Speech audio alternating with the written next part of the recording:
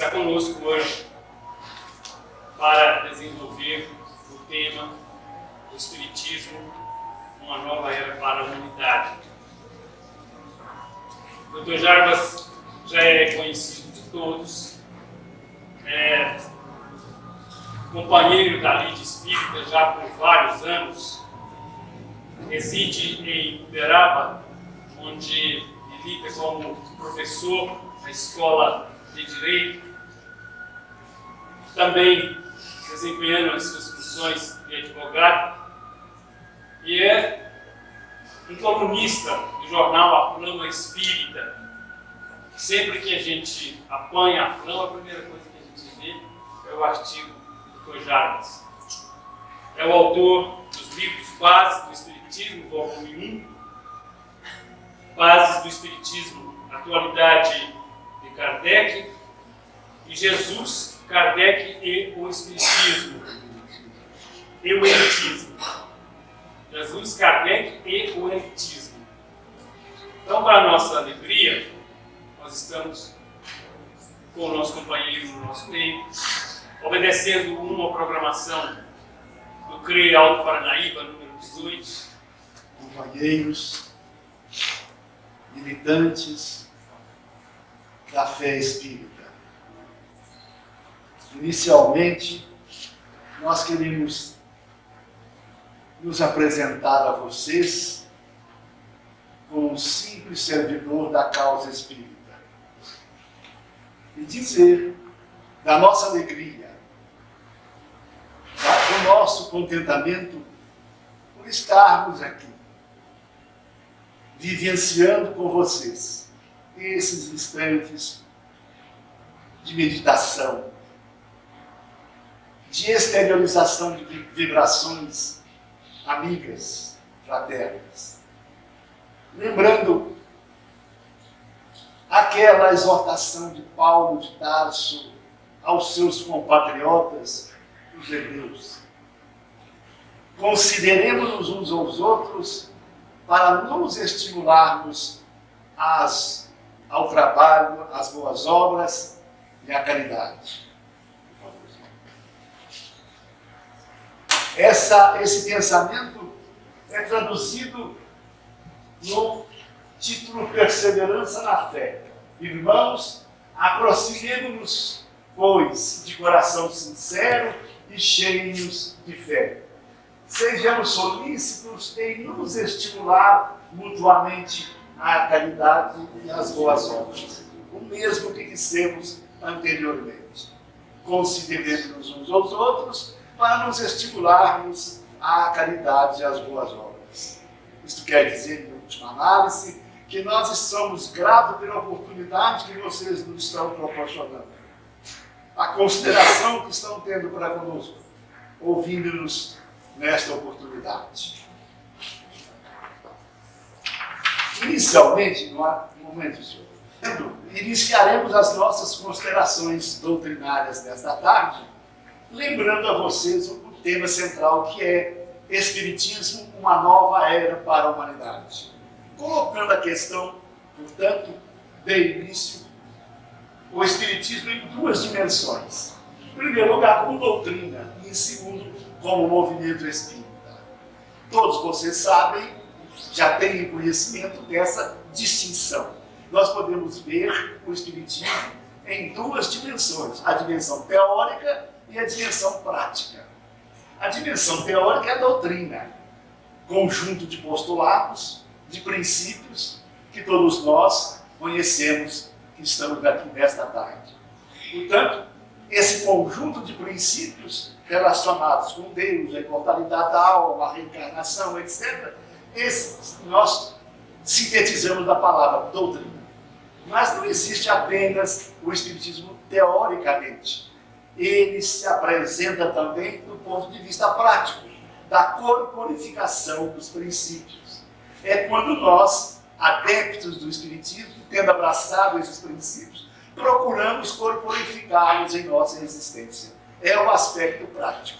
Essa distinção, aliás, já é também do conhecimento de todos vocês. Acreditamos. Então nós temos aqui, em primeiro lugar, como doutrina, há um questionamento fundamental. Por que o Espiritismo assinalará uma nova era para a humanidade? Pode colocar. O Espiritismo se tornará uma crença comum ou será apenas a de algumas pessoas? Allan Kardec fez essa pergunta. E é dentro dela que nós vamos desenvolver o nosso pensamento. Kardec fez essa pergunta aos espíritos. A questão do número 798 do Livro dos Espíritos. O tema central nosso é Espiritismo, uma nova era para a humanidade. Mas por que será uma nova era? Justifica-se pela sua natureza, pela sua finalidade. E nós vamos buscar, evidentemente, a base para sermos bem entendidos. Ela, a doutrina espírita, ou o Espiritismo, realmente está fadado a ser a crença comum da humanidade. O Espiritismo se tornará uma crença comum ou será apenas de algumas pessoas? Certamente, ele se tornará uma crença comum. Vocês estão vendo aí? Uma crença comum, olha aí. E marcará uma nova era na história da humanidade. Porque pertence à natureza. E chegou o tempo em que deve tomar lugar entre os conhecimentos humanos. É a resposta que os espíritos deram a Allan Kardec. Então, inevitavelmente, o Espiritismo se tornará a crença comum. E nem poderia deixar de ser, pela sua grande finalidade na Terra. Restaurar o cristianismo primitivo em sua essência, em sua pureza e simplicidade.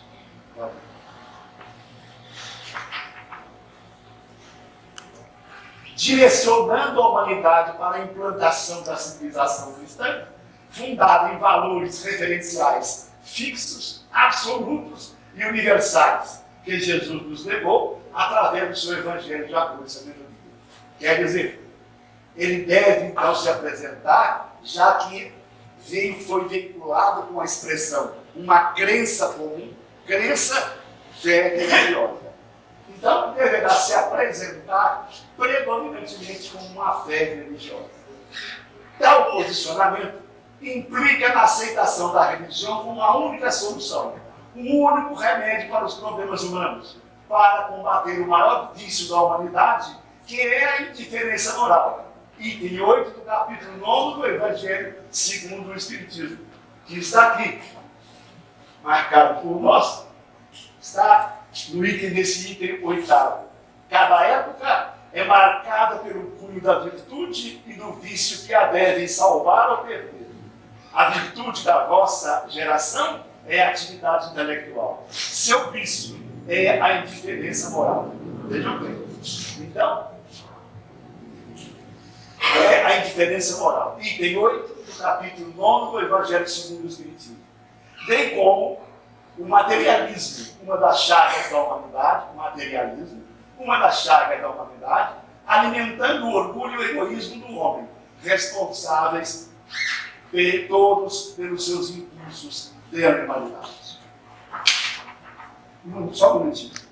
Será que a humanidade realmente está necessitada da religião? Será que nós temos realmente necessidade da religião para nos salvarmos, isto é, para nos criar condições favoráveis à nossa ascensão, à nossa salvação? Nesse sentido, nós lembraríamos do depoimento do nosso Chico Xavier. Perguntaram a ele: Chico, qual o maior perigo para a humanidade? Foi a Taliba Guaritá Neto, questionando o Chico lá no grupo da prece. Está preocupado com os problemas humanos. Perguntou: qual o maior perigo para a humanidade? Chico respondeu: o maior perigo para a humanidade é a ausência da religião nos corações humanos. É a ausência de religião nos corações humanos. Se nós observarmos a vida de algum tempo a esta parte, verificaremos um fato inarredável de experiência: o avanço extraordinário do homem no campo da inteligência, as suas grandes conquistas materiais, as grandes maravilhas que todos nós conhecemos.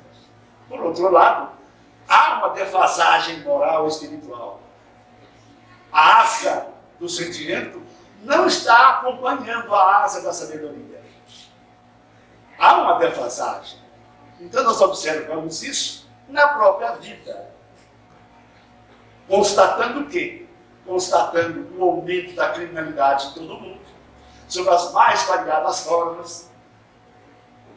Nem precisamos repetir aqui os crimes hediondos que a humanidade está agora atravessando, as revoluções, as guerras de conquista, enfim, toda essa precariedade moral e espiritual que o mundo nos revela, mostrando que, se o homem avançou extraordinariamente no campo da inteligência, não fez o mesmo no campo do sentimento.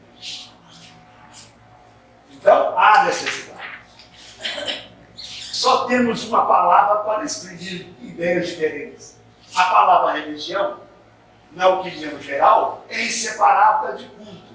Revela uma ideia de forma exclusivamente. Todos nós, quando falamos em religião, lembramos das organizações sacerdotais, dos paramentos, do ritualismo, das práticas exteriores. Isso que nós entendemos por religião, vulgarmente falando.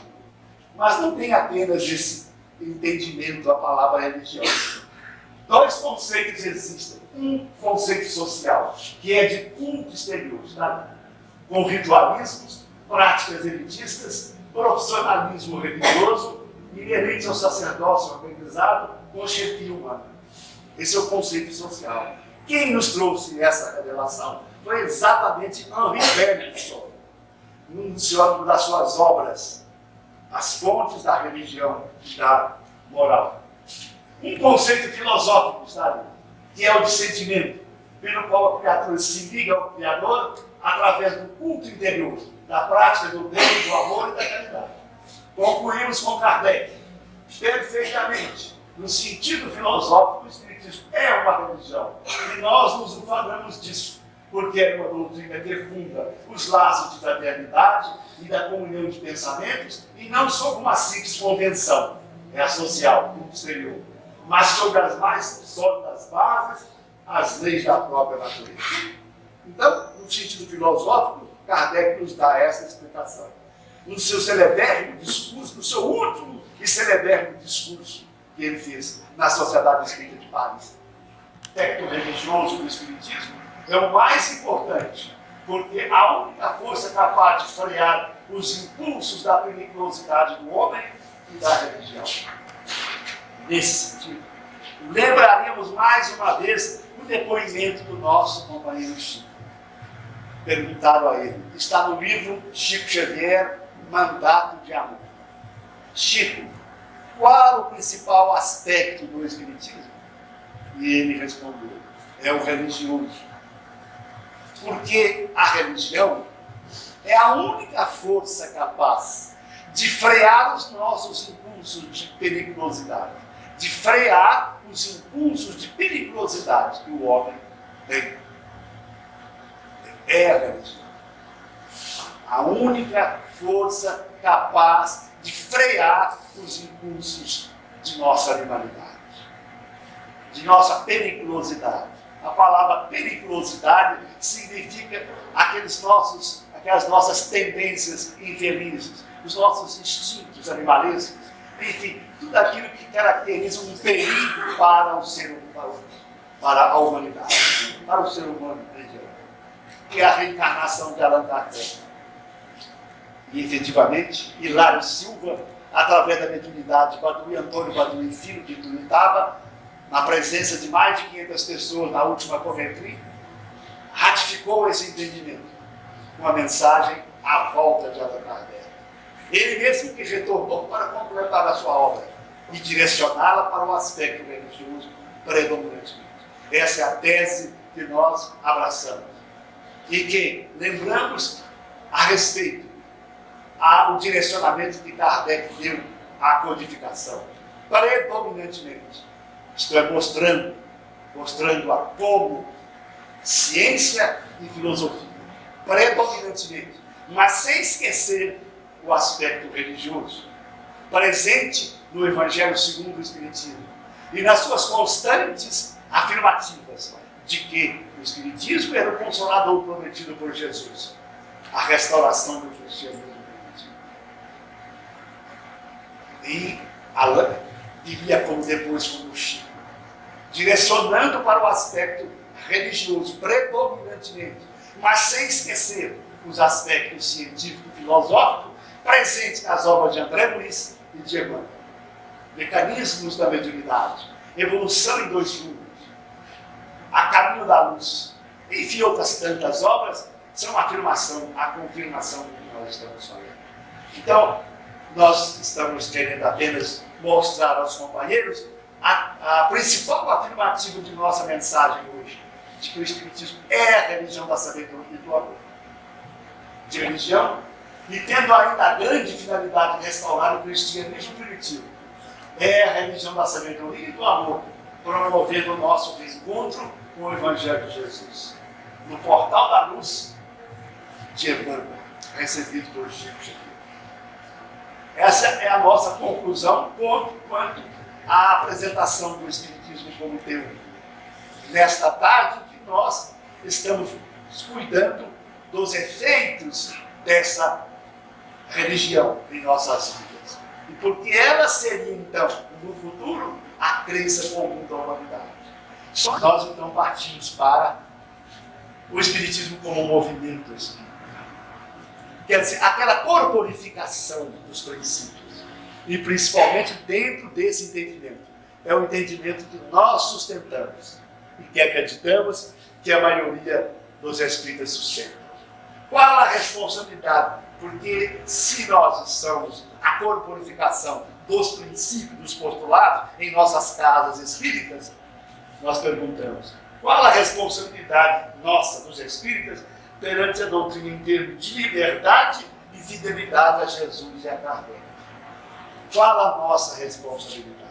Entendendo que o Espiritismo se apresenta predominantemente como a religião da sabedoria do amor, a restauração do cristianismo.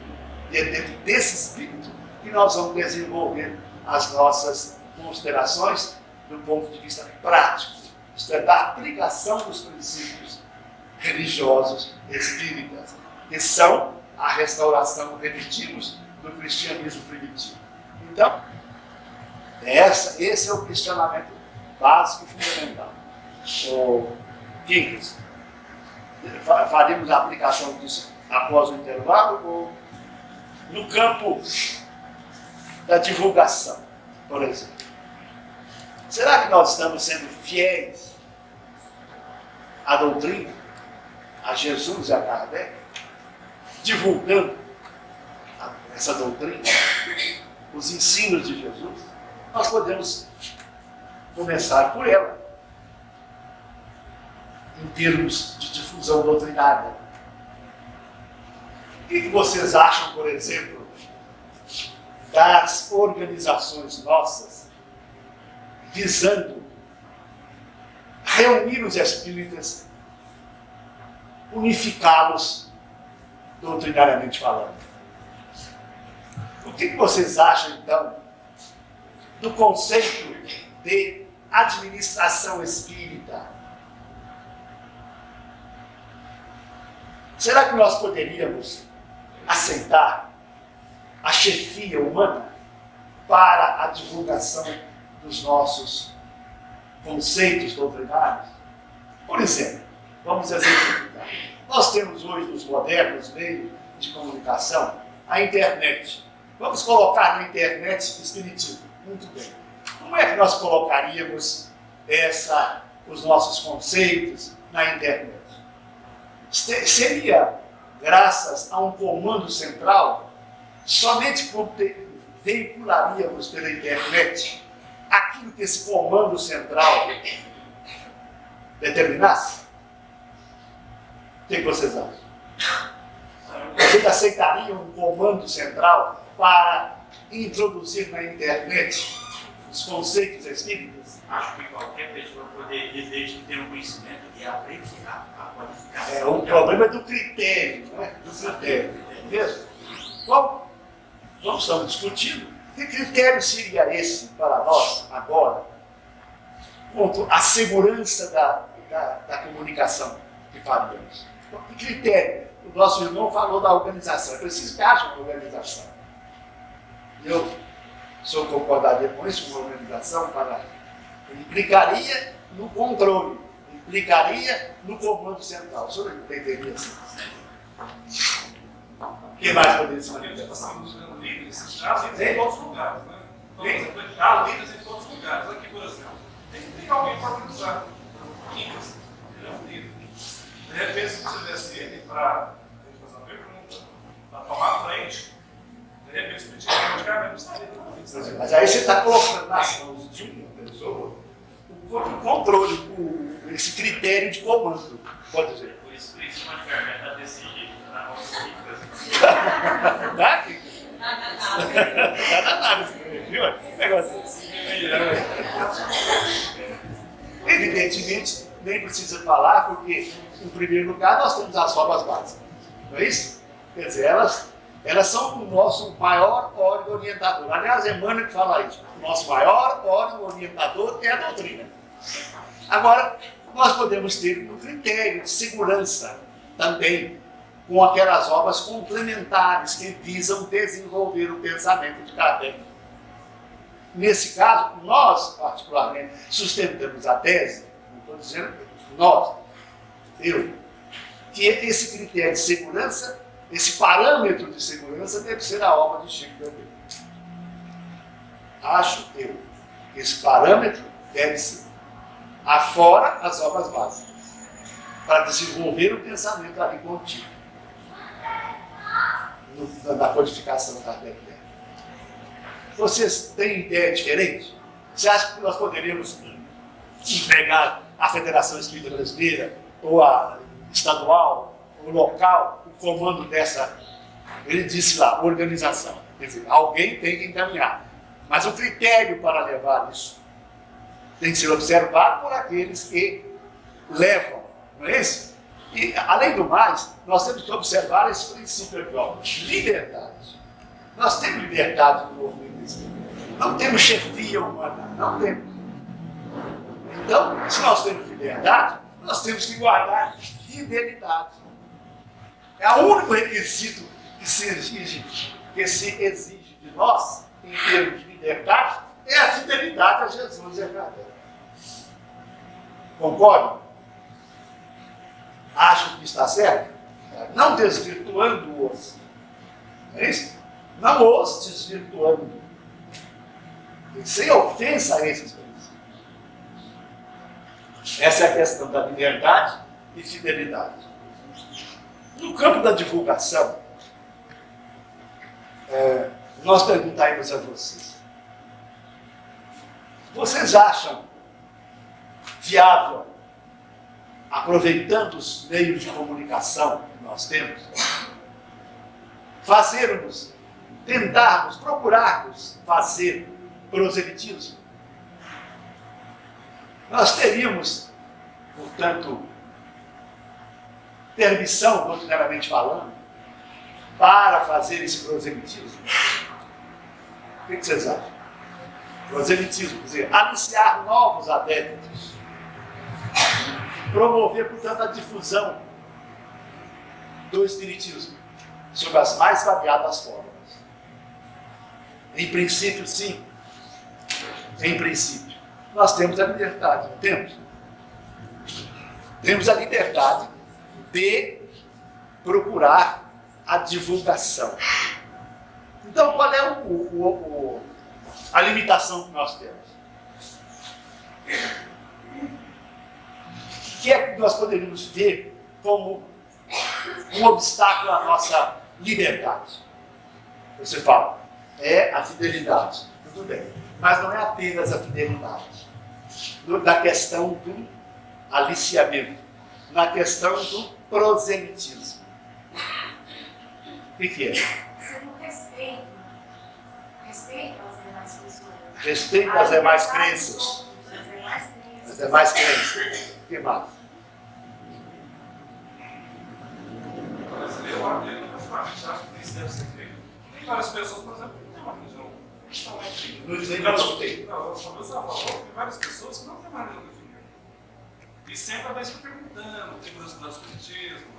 Então, por exemplo, de repente, vocês encontraram nos próprios meios dos livros, na própria imprensa, por exemplo, nos meios de comunicação, alguma coisa sobre o espiritismo, de repente, você não deve voltar para o espiritismo. Eu acho que seria, de repente, um favor que serve fazer o espiritismo. Você acha então? Você acha então que é viável o procedimento Eu acho que é possível. aconselhável de forma irrestrita? Porque o ser humano é corajoso, né? Como eu falei, por exemplo, de organização, de repente eu pensei na realidade. Nos oferece uma página no jornal. O que vamos desprezar? Vamos aproveitar o espaço e vamos veicular a doutrina. O que não se pode fazer, isto sim, é o proselitismo de arrastamento. Querer impor as ideias de qualquer forma. Fazer como os nossos companheiros protestantes fazem. Quer dizer, nós tínhamos um companheiro, Clever Novaes, não sei se o Quincas conheceu. O Clever Novaes morava em Uberaba, mudou-se para Belo Horizonte e encontrou com um companheiro nosso vindo lá do norte do país. E ele percebeu, como esse nosso companheiro, o Clever está nos contando, que ele estava meio obsidiado. E que ele disse, vamos trepar naquele, não é banco não, é um negócio lá na Praça 7 de Belo Horizonte. Vamos subir ali e vamos falar sobre o espiritismo. O Clever falou, que isso, meu amigo? Não se trata disso. Não podemos fazer, nós vamos aqui bancar o protestante, afinal de contas. Nós temos que pregar nas nossas casas espíritas, quando solicitados através da imprensa, através do rádio, obtendo programas de televisão, de rádio e também da televisão, etc. Mas nunca fazendo o que você está querendo fazer. Isso é um exemplo rápido. Então, outro, nós podemos perguntar a vocês. A distribuição de mensagem. Será que nós podemos fazer também atabalhoadamente? Simultaneamente. A nossa responsabilidade aí é muito séria. Nós temos companheiros que têm determinada tarefa, determinado serviço na vida profissional, e ele coloca na mercadoria dele mensagem para ser distribuída. A mercadoria circula por mensagem. Você acha que isso é sério? A mensagem em si, se ela for, que normalmente as mensagens escritas são Está chegando verificadas. na hora certa, não precisa. Com relação à necessidade de fazermos proselitismo de arrastamento, há aqui uma pergunta do Consolador muito interessante. 361. Na propaganda da fé, é justo que os espíritas ou os médios estejam preocupados em converter aos princípios da doutrina os homens de posição destacada no mundo, como juízes, médicos, professores, os literatos políticos? Emmanuel respondeu. Os espiritistas cristãos devem pensar muito na iluminação de si mesmos, antes de qualquer prurido no intuito de converter os outros. E ao tratar-se dos homens destacados no convencionalismo terrestre, esse cuidado deve ser ainda muito maior, porque há no mundo um conceito de soberano de força para todas as pessoas que se concentram nos embates espirituais para a obtenção dos títulos de progresso. Bem, mais adiante, ele nos mostraria.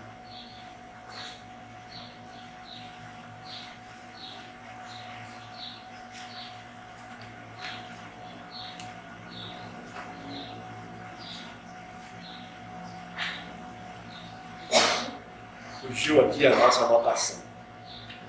Quando ele fala, é o que você falou aí, que nós devemos procurar a iluminação de nós mesmos, antes de mais nada, antes de nos preocuparmos com o proselitismo de arrastamento. Nesse sentido, nós temos um exemplo clássico entre nós. De quem que é? nosso Chico. E, além do mais, nós temos que considerar o seguinte: quando a espiritualidade quer, ela promove a difusão através das formas convenientes e adequadas na época.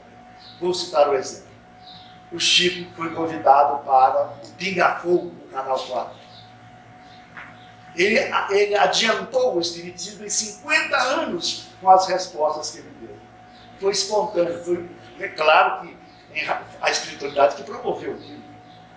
Ele deu a entrevista no Pinga Fogo, todo mundo conhece o conteúdo delas, impressionou a comunidade brasileira em todas as suas dimensões. Então, nós não precisamos ficar preocupados com isso, em aliciar adeptos.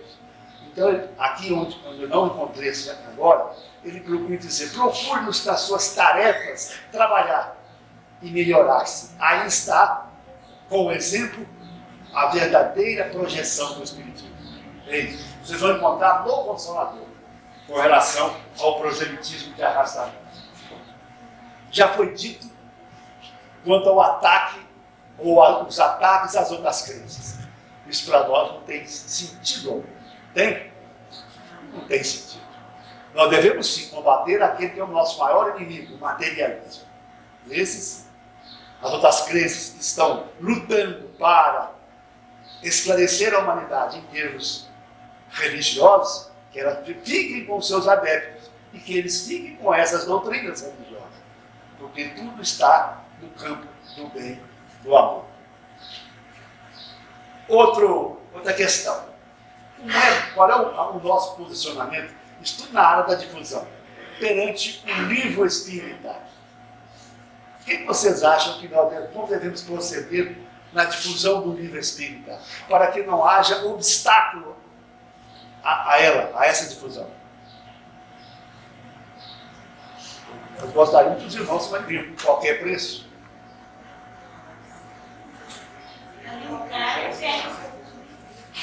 Não é um obstáculo colocar o livro a preços altos?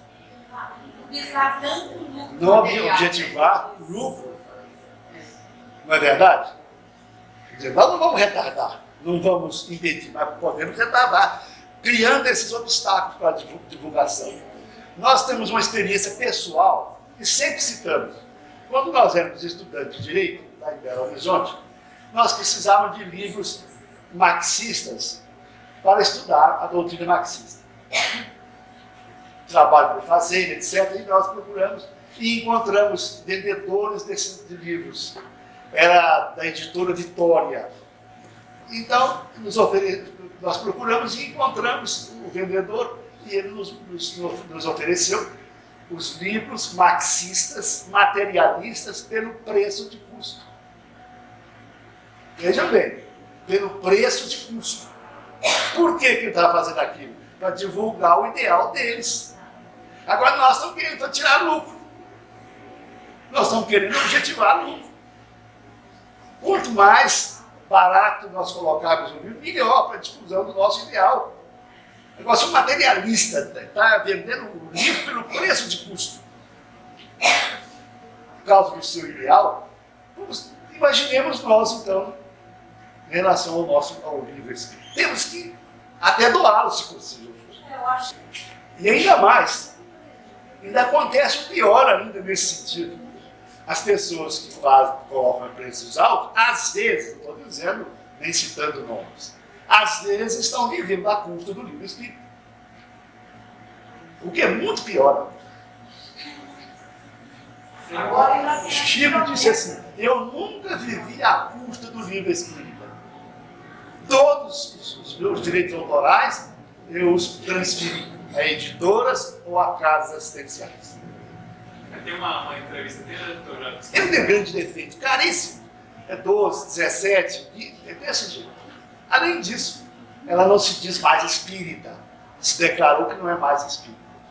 Então há essas coisas que nós, espíritas, precisamos saber. Então fazemos uma feira, trazemos esses romances, por quê? Não tem motivo. A autora se diz não espírita, por que nós vamos veicular? Onde também não se fala de Jesus, hora nenhuma. Vocês acham? O que vocês acham sobre a criação de associações da mesma categoria profissional para o efeito de estudo e difusão da doutrina. Por exemplo, associação de médicos, de engenheiros, de advogados, de operários, etc. O que vocês acham? Vocês acham que isso é bom para a difusão da doutrina? O que vocês acham? Hein? Não. A resposta está ali. Liberdade de fazer qualquer coisa desde que guarde fidelidade. Isso. Eu, por exemplo, estive no Espírito Santo assistindo a um congresso do pessoal da área da saúde, a Associação Médica que promoveu. Eles têm muito mais condições de desenvolver os assuntos médicos do que os leigos. E levaram a uma população enorme, de mais de 800 pessoas, às conclusões dos estudos feitos dentro da associação. Eu acho que é uma forma de progredir. A questão está em como fazer, né? Então, tudo é válido, desde que guarde fidelidade. É o que o doutor Jarvis traz. Certo? Então nós criamos castas. Então você pega um programa de estudos, ou um programa de palestras, a AMO, da Associação Médica Espírita, não é isso? O último que eles fizeram. Doutor Fulano estava a falar sobre isso, doutor Fulano, quer dizer, tudo na base dos títulos acadêmicos. O Espiritismo não pode ter isso. O que não vai dar? Hein? Dicas não vai dar? Não entendendo nada. Então, o que os Espíritos preconizam? Que nós não misturemos, é o que você disse. Haja mistura. Para quê? Para que o que tenha mais possa dar ao que tem menos. Então, no círculo de estudos só de universitários, não está correto. Certo? Então, mistura o operário com o universitário, com o doutor, com o advogado, com isso, com aquilo, para que cada um, ao apreciar aquele trecho, aquele item do Evangelho, ou do Livro dos Espíritos, etc., possa dar a sua colaboração. E todo mundo ao ter lucros daquilo espirituais. Então nós não podemos elitizar o nosso movimento. Isso é elitizar. Colocar pessoas reunidas que têm títulos. Então nós ficamos separados. Daqui a pouquinho nós não nos conhecemos mais. Ué, então se ele chega no centro espírita e não há essa mistura, eu fazendo comentário do Evangelho, o outro fazendo comentário também, quer dizer, abordando ângulos diferentes, isso é que interessa a nós. Não é nós nos separarmos para cuidar só daquele... não, nós não aceitamos isso. Dos sistematizados da doutrina. Arranjar a pessoa para estudar a doutrina é uma dificuldade, vocês não podem imaginar agora. Começa com 15, 20, daqui a pouco temos 5 no grupo. Ninguém quer estudar, não pode ser. Se quisermos garantir a difusão também, vamos estudar sistematicamente as obras básicas e aquelas outras que vieram depois, desdobrando o pensamento de Kardec. Então, esses obstáculos precisam ser evitados por nós. Bem, ô Kika, você que é o chefe aí, por favor, vamos ao... Chegamos às seguintes conclusões. Caberá aos espíritos, em primeiro lugar, preservar o caráter predominantemente religioso do espiritismo, para atender a maior necessidade da humanidade, que é a sua transformação moral, pela elevação dos raciocínios, fé raciocinada, e sobretudo pela elevação dos sentimentos, reforma íntima, vivência dos valores do Evangelho. Isso aí está a proposta, então, do nosso posicionamento hoje, lembrando o caráter predominantemente religioso do Espiritismo. É o nosso entendimento. Em segundo lugar, observar a aplicação dos princípios fundamentais da doutrina em termos de liberdade e fidelidade a Jesus e a Kardec, já que eles são as condições essenciais da mais perfeita realização do cristianismo redefinido por ele na Terra. Então, tem compromissos políticos, profissionalismo religioso, personalismos deprimentes e prurido de conquista a poderes terrestres e transitórios. Allan Kardec, nos estudos, nas cogitações, nas atividades das obras. Aí então nós já temos a mensagem unificação do serviço urgente, mas não apressado, do Dr. Bezerra de Menezes. Respeito a todas as criaturas, apreço a todas as autoridades, devotamento ao bem comum, instrução do povo em todas as direções, sobre as verdades do Espírito, imutáveis, eternas. Nada que venha de castas, discriminações, evidências individuais, injustificáveis, privilégios, imunidades, prioridades. É a mensagem, em síntese, do Dr. Bezerra de Menezes. Nós colocaríamos aqui, por exemplo, sem compromissos políticos, em primeiro lugar, sem profissionalismo religioso. Nesse sentido, como é que nós poderíamos entender esses dois primeiros itens? Compromissos políticos e profissionalismo religioso. Como é que vocês veem essa recomendação de Bezerra de Menezes? Vocês poderiam opinar, por favor? Olha lá. Sem compromissos políticos e sem profissionalismo religioso. Pérolas a obra assistencial. É muito comum isso. Compromisso político, nós encontramos também compromisso até mesmo comercial. Nós tivemos a oportunidade de assistir lá com o nosso companheiro Chico, naquele tempo ainda estava o Valdo com ele, ao oferecimento por parte de uma empresa de automóveis, oferecendo uma Kombi, desde que houvesse a propaganda no recinto da Comunhão Espírita Cristã. E o Chico e o Valdo não aceitaram. Pediu que levasse a Kombi embora porque eles não iam aceitar. Aí eles ficaram assim meio pressionados, acabaram deixando a Kombi, mas sem nenhuma condição. Sem nenhuma condição. Então, essas coisas não podem existir no nosso meio. O nosso objetivo maior, todos nós sabemos, é a libertação espiritual das criaturas humanas, não é isso?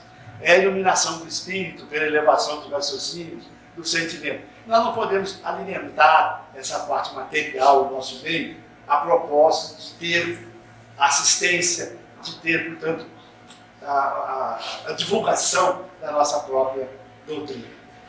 Então, o profissionalismo religioso também pode aparecer, além dos compromissos políticos. Aliás, eu gostaria de perguntar aos companheiros se acham que o espírita deve participar da política. O que vocês acham? Participar? Isso, participar, ser candidato, participar ativamente da política. Não? Pode dizer.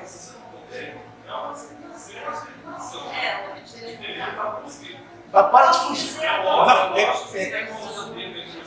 Nós estamos perguntando em função da divulgação do Espiritismo. Seria fator de divulgação da doutrina? Agora, por ser espírita, pode, por exemplo, até te dou uma sugestão sobre o candidato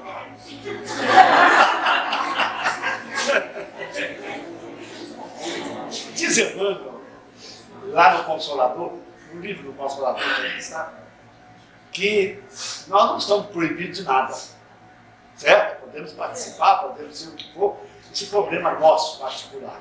Não podemos nos envolver as nossas casas espíritas com compromissos políticos, etc. Não é isso? Nem usar dela para as nossas projeções políticas.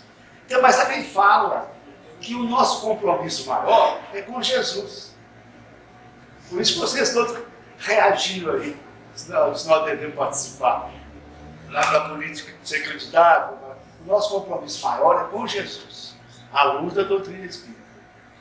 Por quê? Porque as coisas materiais ligadas à política são perecíveis, quer dizer, são transitórias. Podemos ganhar, podemos perder. Isso não vai afetar em nada a nossa posição, o nosso posicionamento espírita. Mas a nossa condição de espírita, se o nosso interesse pela sociedade nos levaria, porque ser um analfabeto político também, tudo depende da política. O preço do feijão, do arroz. Não, estou dizendo que política é partidária. Aí se a gente se excluir, então, É claro que tem, como cidadão, o dever de votar, etc., participar diretamente. O que nós estamos perguntando é se é conveniente para nós, espírito em termos de difusão, sermos políticos.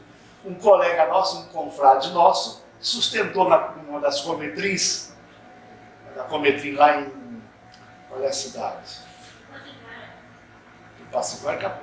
Sustentou que nós devíamos ter representantes políticos nas assembleias. Foi para quê? Falou, sustentou a tese. Os protestantes têm lá a assembleia cheia de representantes. Isso seria o lado da organização, a organização da distrito. Então nós estamos esquecendo que o nosso compromisso maior é com a doutrina, no seu aspecto de difusão, prático, da participação nossa nas tarefas. Quer dizer, não podemos perder tempo com coisas perecíveis e transitórias. Vamos permanecer juntos com o que é eterno. Com o que é eterno. Né? Em última análise, não devemos e nem perder tempo com isso. Porque nós temos que cuidar dos interesses evangélicos. Nós viemos ao reencarnar com esse compromisso de trabalhar na seara espiritista. Certa vez estávamos na presença de companheiros na casa do Cinza em Uberaba, quando se encerrava uma fase do grupo. Muitos iam se desligar, ia para Belo Horizonte, outros ia para Goiânia. Enfim, havia uma cessação de atividades. Então veio um recado para cada um. Cada um com os seus problemas. Então, para nós, veio assim. Simeão, veio assim. Não cabe política na vida do irmão. Só o Evangelho. Desse jeito. A entidade, o orientador, o irmão José, veio e deu uma orientação para cada membro do grupo. Quer dizer, o negócio foi outra particular. Já tinha, com certeza, devia estar ligado negativamente a esses processos nas vidas passadas e não queria que nós enveredássemos novamente. Né? Portanto, eu dispenso o seu próprio.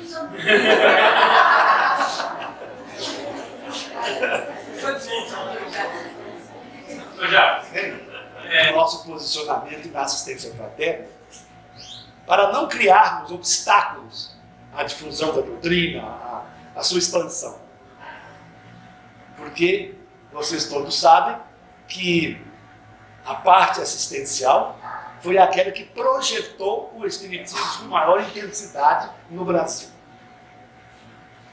Por isso, todas as casas espíritas se preocupam com a assistência, porque realmente, além de ser a exemplificação viva daquilo que se prega, é também a forma que nós temos para nos defender, espiritualmente falando, vibracionalmente falando, em nossas casas, portanto com segurança e equilíbrio.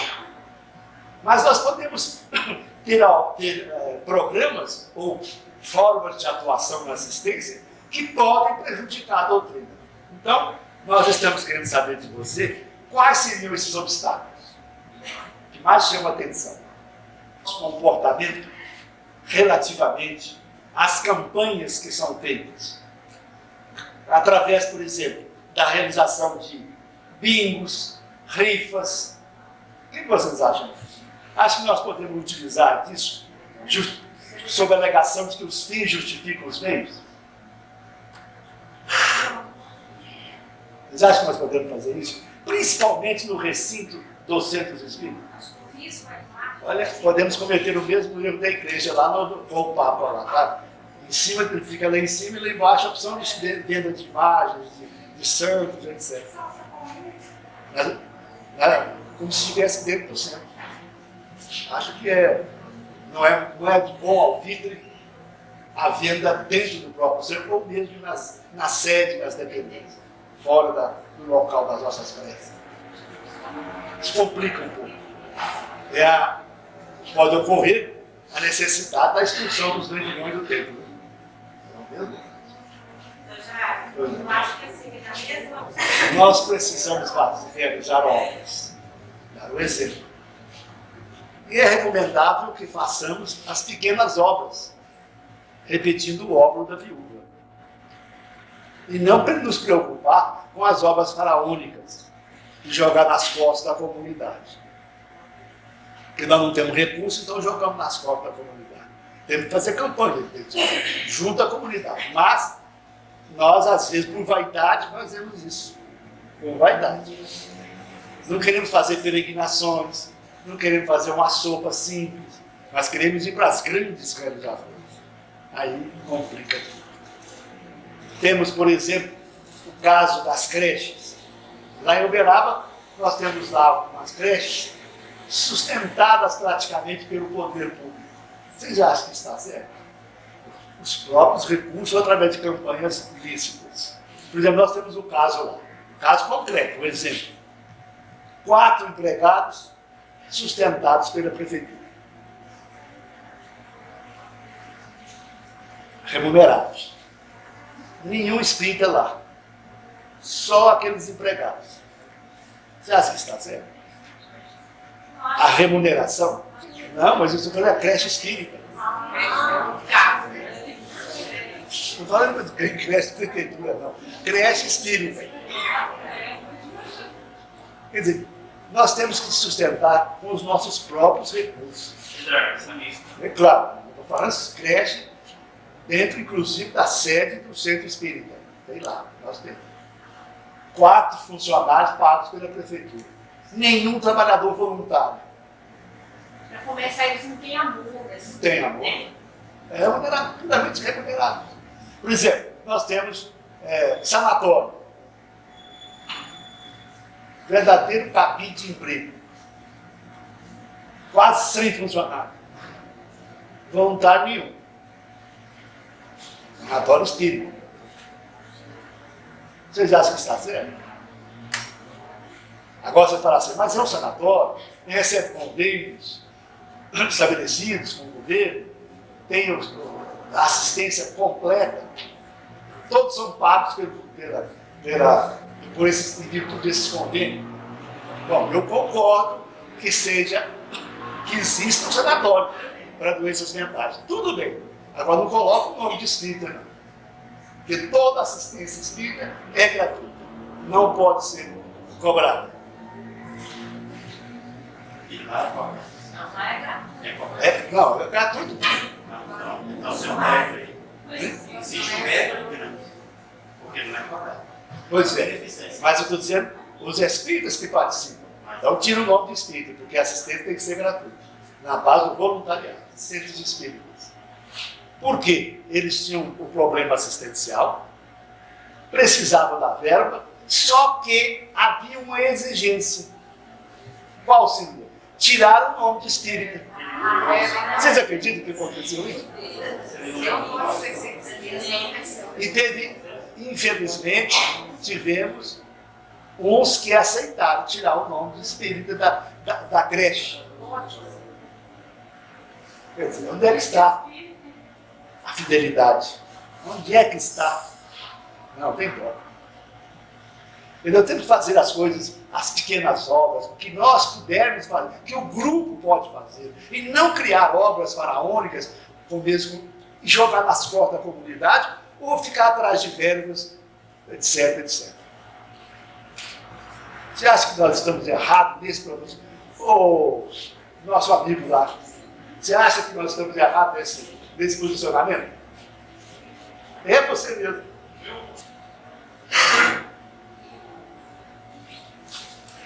Consequentemente, em razão dessas respostas, nós podemos dizer que não se justifica, ou então justifica, vamos ver, a remuneração daqueles que prestam serviços à casa assistencial.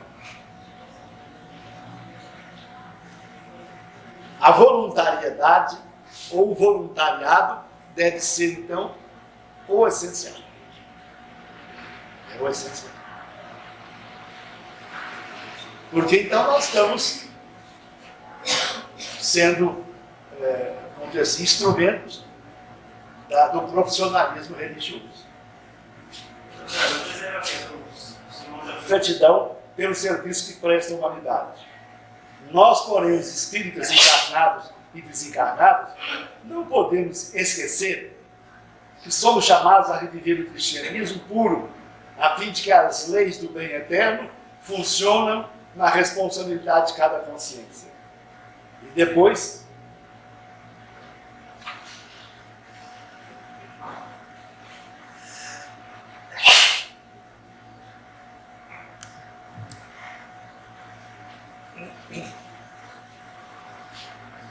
todas as religiões, de um modo ou de outro, alimentam representantes e ministérios remunerados. A doutrina espírita revivendo o cristianismo puro é a religião da assistência gratuita. No entanto, se nós, os espíritas encarnados e desencarnados, fugirmos de agir, viver e aprender à custa do esforço próprio, incentivando tarefeiros pagos e cooperações financiadas, cairemos sem perceber nas sombras do profissionalismo religioso. Acho que está muito clara o posicionamento de Emmanuel a respeito.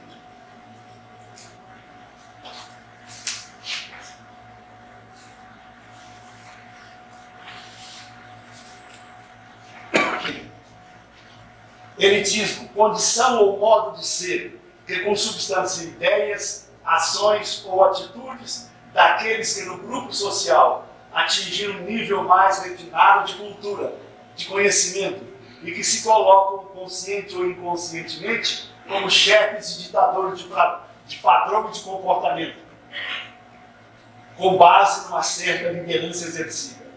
Em doutrina espírita, nós encontramos a terra por lá de nossas realizações comunitárias. E por isso mesmo, a cúpula das ideias é conclamada a exercer a posição de cobertura generosa e benéfica em auxílio da coletividade. Só assim podemos entender aquele que sabe mais, aquele que tem mais conhecimento, aquele que, afinal de contas, se apresenta com alguma superioridade em termos já ditos. Isso é um processo libertador de consciência. E todo aquele que quer servir a causa espírita deve fazer com humildade, abnegação, desprendimento, legítima fraternidade e sem pretensões de superioridade ou infalibilidade. Nós entendemos que cabe a cada um de nós em particular. Se intitulam unificadoras no meio espírita. Caberia a elas, através dos seus órgãos, o esclarecimento ao povo, ao público. Mas nós entendemos também que isso, evidentemente, vai com o tempo ser entendido. Nós não podemos, portanto, aceitar a tese de que tudo que é mediunidade é espiritismo. Nós sabemos disso, certo? Então, o fenômeno se confunde com doutrina. Atribuir esses fenômenos à doutrina espírita é cometer um erro crasso. Deolinda Morim, no seu livro O Espiritismo e as Doutrinas Espiritualistas, mostra as distinções entre espiritismo e umbanda, esoterismo, etc, etc. Está lá, na obra dele, mostrando que o espiritismo é uma doutrina autônoma, com características próprias, de natureza científica, filosófica e religiosa, objetivando esclarecer as pessoas, esclarecer a humanidade, quanto à sua finalidade, grande finalidade, restaurar o pensamento do Cristo entre nós, do cristianismo primitivo. Apresentamos, portanto, como ciência espírita, nas manifestações fenomênicas, mostrando as leis que regem o fenômeno mediúnico. E filosofia com a reencarnação, ou a lei de evolução em bases reencarnacionistas, e, finalmente, o aspecto religioso, mostrando que, através da prática do bem, do amor, da caridade, nós evoluiremos. E que essas práticas mediúnicas não são patrimônio do espiritismo. Essas negativas que você apresentou. Nós apresentamos, o espiritismo apresenta explicações racionais a respeito. Mediunidade é uma coisa, doutrina é outra. Apenas a doutrina esclarece, analisa a mediunidade, apresentando-a, portanto, com características de fé raciocinada. E qual conceito que o senhor faz nesse programa? Eu, particularmente, não gosto desse programa. É aquele programa de 2 horas que está fazendo Ao programa? domingo não, ao domingo parece que esse dia, parece. Porque eu já tive a oportunidade de ver e parece que algumas coisas não condiz muito, e eles usam uma forma muito categórica, às vezes, de expressar as coisas. Eu acho Falta um conceito para esse. Se é o programa que eu já vi, É só uma falta fidelidade à doutrina. Eles estão gerando ideias totalmente contrárias à doutrina. ideia muito próxima. Estou sobre ser Allan Kardec? Deixou entrever isso várias vezes.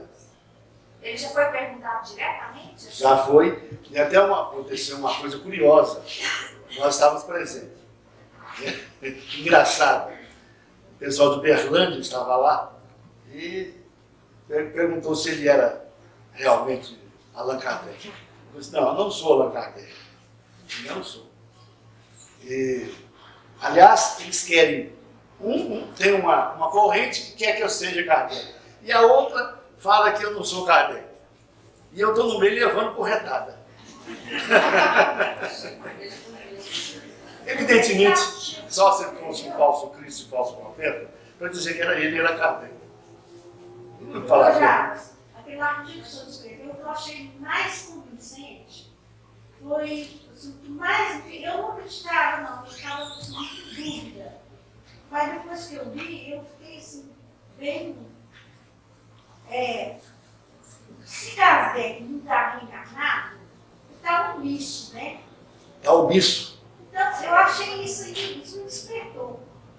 Porque, Onde é que ele está? se Perguntar ele isso. está enganado, e se ele está reencarnado, eu sei que eu não sou Kardec, né?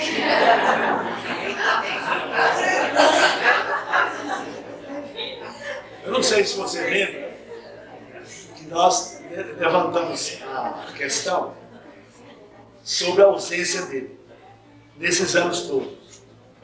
De vez em quando a gente tem uma comunicação dele, através de algum médico. 2 ou 3 médicos só teriam a pretensão de receber Kardec. Recebemos 3 mensagens. 2 ou 3, não é verdade? Então eu lembrei aquela pergunta que fizeram ao Chico. Chico, onde é? Você tem notícia de Kardec?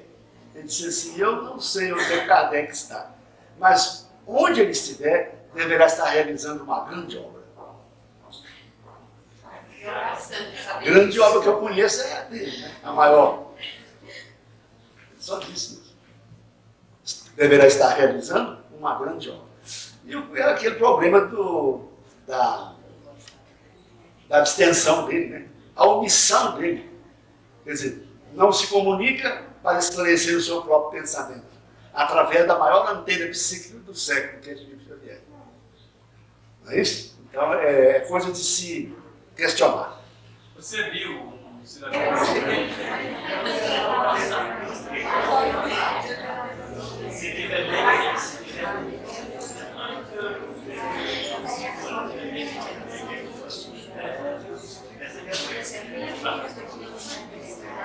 Vamos fazer uma pergunta a vocês? Uma pergunta que está agora, evidentemente, muito a sua prática, ou a prática do seu objeto, está muito em moda nas nossas casas espíritas. Eles estão introduzindo os chamados modismos. Por exemplo, cromoterapia. Não é isso? A cura pela cor. A cristalterapia, pelos cristais. Né? E outras que vocês conhecem. Até práticas de yogas também. O que vocês acham disso? É da nossa alçada ou não?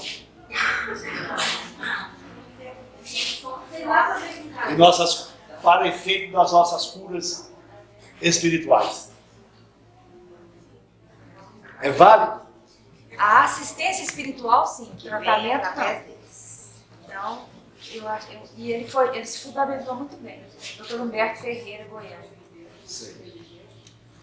Se eu mesmo que perguntar também, Como é que nós poderíamos encarar a questão das curas através das operações cirúrgicas, com instrumentação cortante? A resposta é a mesma. Isso aí não é espiritismo, o espiritismo não faz isso. O próprio Chico Xavier já foi testado para acatar esse tipo de tratamento cerca de 5 vezes. Ele recusou. Recusou.